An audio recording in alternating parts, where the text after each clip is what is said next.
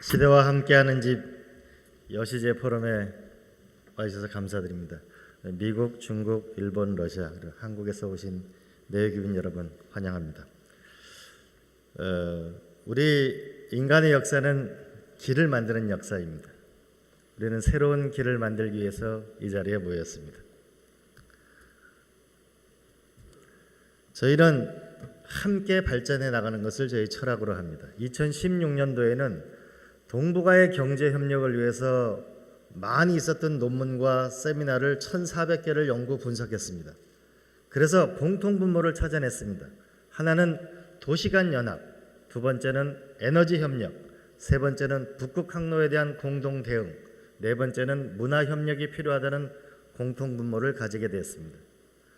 그래서 1년 동안 연구한 끝에 1대1로와 북극 항로가 연결되어야 된다는 1대1로 1권이라는 것이 중국의 정책으로 채택됐습니다. 이로 해서는 후한강 교수님의 각별한 노력이 있었습니다. 큰 박수 부탁드립니다. 또한 아키야마 이사장님께서는 앞으로 더 나아가서 경제협력에 나가서 경제 공동체로 진화할 필요가 있다는 각별한 관심과 배려와 노력을 함께 해주셨습니다. 우리 아키야마 이사장님한테도 큰 박수 부탁드립니다. 그뒤에 저희는 진화를 거듭하고 다양한 세미나를 싱크탱크들끼리 더 이어갔습니다. 우리는 첫 번째 도시간의 연합을 더 진화시켰습니다. 이것은 한자동맹 시대에 5개의 핵심 도시와 주변의 170개 도시가 자유도시 연합을 만들어서 세금을 낮게 하고 물류 코스트를 줄이고 사람이 원활하게 움직이면서 한자동맹 시대의 번영을 만들었습니다. 오늘날 유럽을 만드는 르네상스도 다음과 같은 제네바와 피렌체와 베니스의 이러한 경제 자유가 오늘의 유럽의 어머니가 되었습니다. 우린 여기서 무언가를 배우려고 했습니다. 한국, 중국, 일본, 러시아는 경제가 전 세계 현재 20%를 차지하고 있습니다. 점점 더 성장하고 있습니다.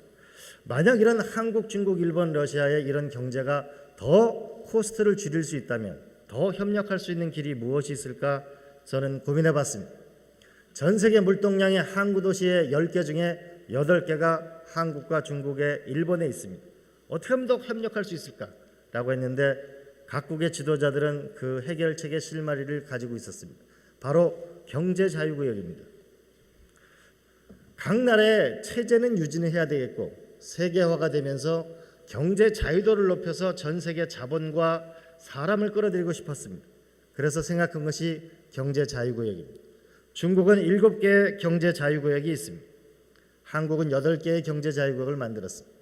일본도 8개를 만들었습니다. 러시아는 블라디보스톡에 1개를 만들었습니다.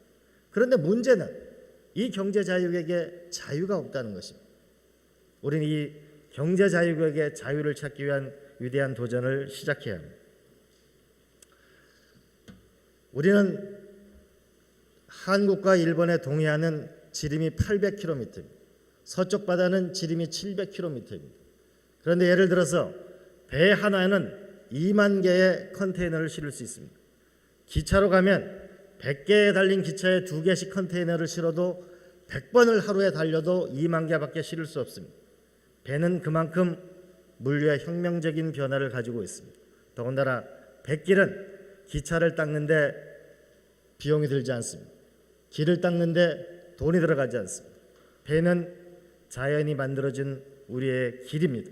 우리는 이 바다를 연결해야 합니다. 그래서 한국과 일본이 실험을 해봤습니다. 부산과 우리가 닛산 자동차가 있는 큐슈에 그래서 코스트를 줄이는 더블 멤버, 즉 각 나라가 국강의 경계를 없어서 2개의 더블 넘버를 가지고 차량을 운행하니까 코스트가 40%가 줄었습니다. 이것을 중국에 적용해 보니까 훨씬 더 많은 이펙트가 있다는 것을 저희가 확인할 수 있었습니다. 전 세계 물동량의 대부분 많은 양을 차지하고 있는 한국, 중국, 일본, 러시아에서 이러한 코스트를 줄이는 노력이 필요합니다.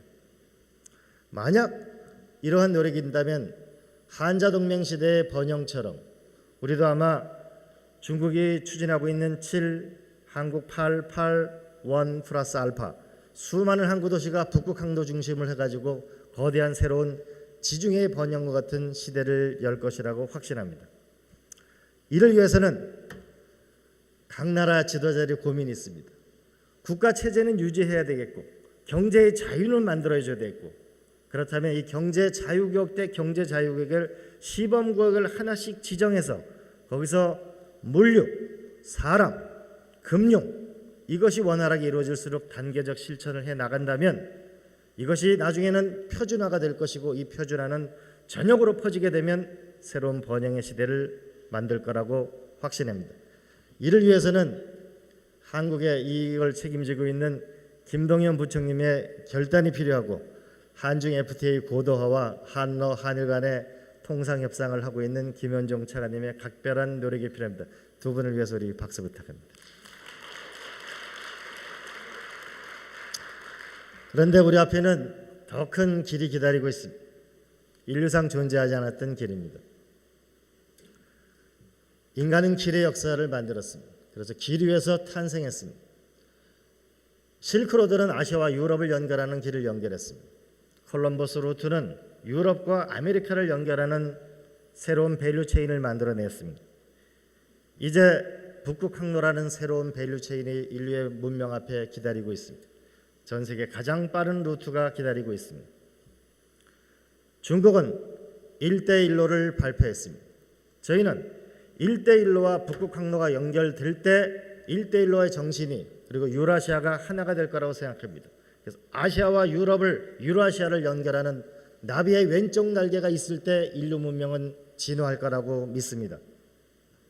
나아가 나비의 오른쪽 날개, 아시아와 아메리카가 연결되는 오른쪽 날개를 연결할 필요가 있습니다.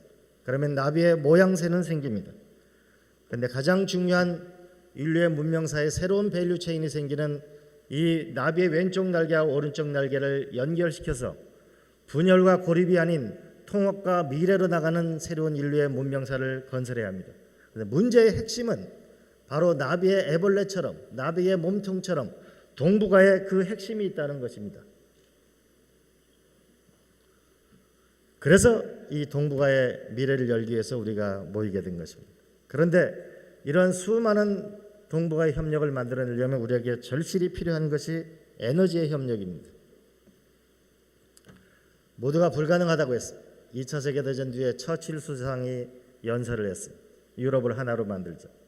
유럽은 석탄 철강 공동체를 기초로 해서 유럽을 탄생시켰습니다. 한국과 중국과 일본은 에너지 다소비 국가입니다. 전 세계 LNG의 50%를 쓰고 있습니다. 반면에 러시아는 막대한 생산량을 가지고 있습니다. 이 에너지 협력이야말로 유럽을 석탄 철강 공동체를 만든 그 핵심적인 공통 분모라고 볼 수 있겠습니다. 그러나 우리 앞에 더 큰 에너지를 협력해야만 하는 이유가 있습니다. 우리는 산업혁명 시대의 중후장대한 산업이 지나고 나면 다품종 소량 생산 시대에 4차 산업혁명이 오면 에너지는 줄어들 것인가 늘어날 것인가. 여기 한 사례가 있습니다. 클라우드 컴퓨팅 회사인데 여기에 데이터 처리를 하는 요 한 회사가 쓴 전기가 서울시가 15년 동안 쓴 전기량만큼 소비하고 있습니다.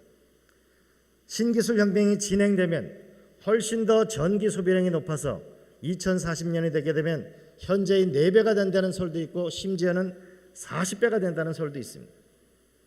이러면 인류는 사상 초유의 에너지 수요의 상태에 도달하게 됩니다. 우리는 이 문제를 해결하기 위해서는 동북아와 전 세계 인류의 지혜를 모아야 할 때라고 생각합니다. 그러기 위해서는 크게 두 가지. 하나는 가스 협력입니다. 이를 위해서는 한국과 중국과 일본이 에너지 소비 협의체를 만들어야 합니다. 이 소비 협의체를 기초로 해서 러시아와 미국과 협력해서 세계적인 자본들이 러시아에 투자해서 함께 동북아의 에너지를 공급하는 시스템이 필요합니다. 더 나아가서 일본의 손정희 회장님이 원대한 꿈을 꿨습니다.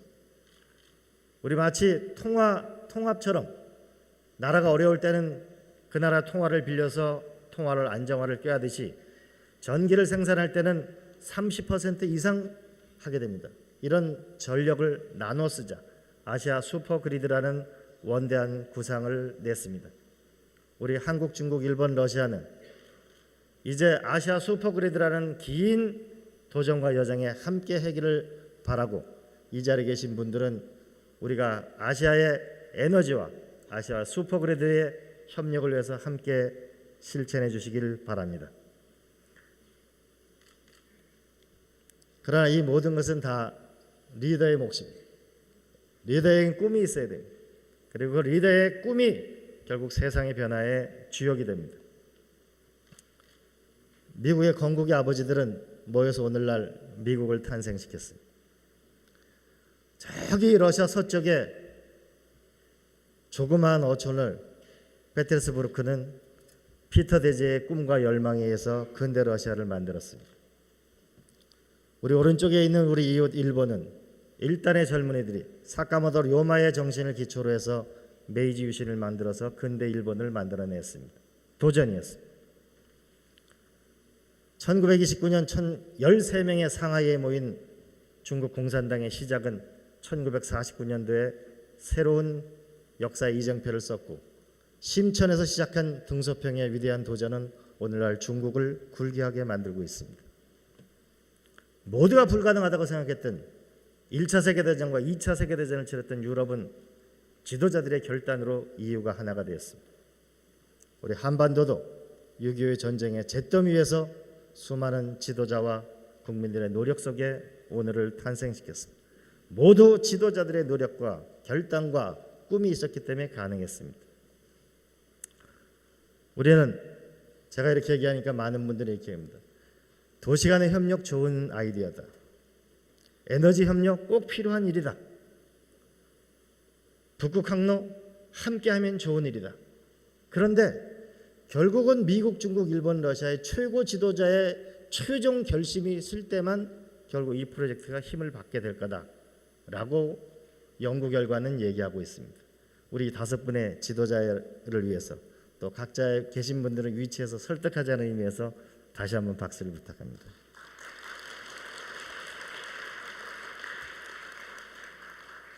그런데 우리가 모델로 삼을 것이 있습니다.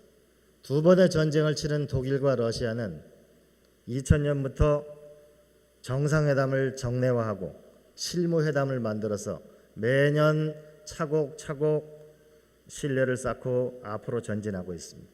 우리도 두 나라이든 한중일이든 한중일러이든 매년 정상회담을 해서 실무회담을 해서 하나씩 약속을 지키고 신뢰를 지키는, 그래서 동북아의 공동체를 향해 나아갈 희망합니다. 그런데 하나의 퀘스천이 있습니다.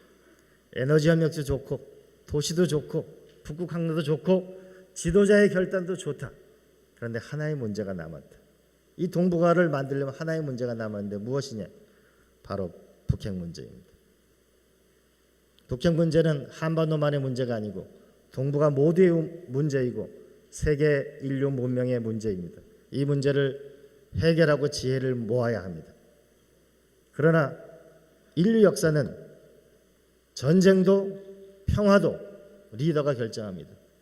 그러나 인류는 전쟁보다는 평화를 만든 지도자를 존경하고, 현재 한반도는, 전 세계는 평화를 만드는 새로운 지도자를 갈망하고 기다리고 있습니다. 모택동 주석과 닉슨의 만남은 냉전 시대를 끝냈습니다. 베트남과 미국의 화해는 동남아시아의 평화를 가져왔습니다. 동독과 서독의 통일은 유럽을 하나를 만드는 기폭제가 됐습니다. 모두 전 세계인의 꿈과 환호와 열망 속에 희망을 만드는 이정표였습니다. 우리도 이런 이정표가 필요합니다. 바로 이런 길을 가주기를 간곡히 희망하고 우리가 함께 노력했으면 좋겠습니다. 소망합니다. 제 배지가 강원도 평창 배지인데요. 제 고향이 강원도 평창입니다. 앞으로 2018년 평창, 2020년 도쿄, 2022년 베이징, 지난 20년의 경제 침체를 딛고 일어서려고 하는 일본이 기다리고 있습니다. 다시 한번 더 앞으로 나가려는 베이징 장자쿠호가 동계올림픽을 해서 도약할 준비를 하고 있습니다.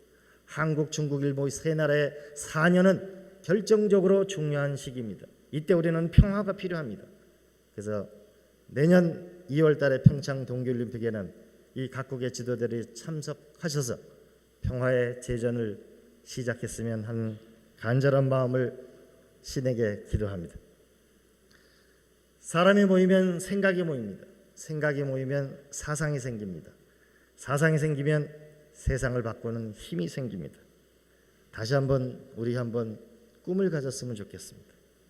이 사진은 1936년도에 한국의 손기정 선수가 일본의 국기를 달고 베를린 올림픽에 가서 금메달을 딴 사진입니다. 근데 옆에 있는 것은 당시 동경에서 베를린까지 간 기차 티켓입니다. 동경에서 후쿠오카로 와서 후쿠오카에서 부산으로 와서 부산에서 하얼빈으로 가서 거기서 베를린까지 가서 기차로 가서 올림픽을 금메달을 땄습니다. 존경하는 지도자 여러분, 저건 무려 80년 전의 일입니다. 그런데 지금은 80년이 지난 이 문명의 개화된 시기에 우리는 저 길을 못 만들어내고 있습니다.